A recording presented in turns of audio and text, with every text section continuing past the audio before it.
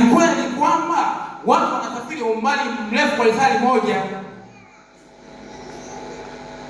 Sababu nilikuwa napiga hesabu kwamba maili 50 ni sawasawa na kilomita 80 ambazo tunatembea kwa lisaa, ambayo ni limitation ambazo zimewekwa ndani na barabara zetu.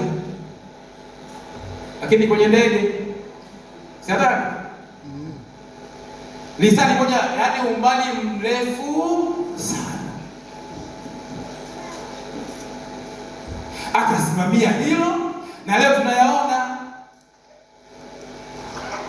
Kwa hiyo ni kwamba hata hao jamaa waliofanya vitu vikubwa huko nyuma walikuwa na watu wa kuwapinga, yaani wao watakuwa wa kwanza, yaani wewe kupingwa utakuwa mtu wa kwanza. Yaani watu wa kupinga wapo.